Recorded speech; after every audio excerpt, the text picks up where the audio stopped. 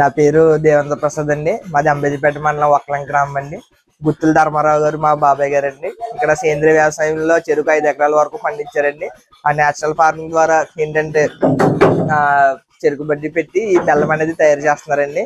ఈ బెల్లం ఏంటంటే బయట దానికి ఇక్కడికి చాలా డిఫరెన్స్ ఉంటుందండి. బయట కెమికల్స్ వేసి మనకి అలా చేస్తున్నారు, ఇక్కడ ప్యూర్ ఆర్గానిక్ తో ఈ బెల్లం అనేది మనం చేసి చూపిస్తారండి.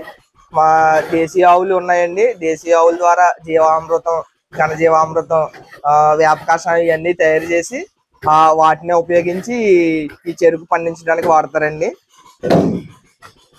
ఈ 120 కేజీల 120 కేజీల వరకు ఇది మనం డైలీ 2 పాత్రలు అనేది వేస్తామండి. ఈ సరుకు ఎప్పటికప్పుడు మాకు సేల్ అయిపోతుందండి. ఫ్యూచర్ లో కూడా ఏంటంటే ఇంకా ఎక్స్పోర్ట్ చేయాలని చెప్పేసి ఈసారి 5 ఎకరాల వరకు మనం చెరుకు పండించామండి. మళ్ళీ పట్టు ఇంకో 5 ఎకరాలు కూడా వేయాలనుకుంటున్నామండి.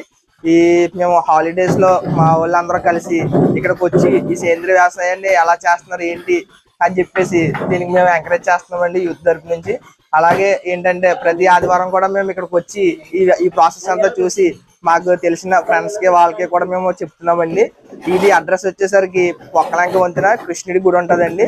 దాని నుంచి ఒక 100 మీటర్స్ ఎదరికొస్తే కనుక ఇక్కడ చెరుకు బడ్డీ అనేది ఉంటుందండి. ఎవరికైనా ఇది చూడాలి, ప్రాక్టికల్ గా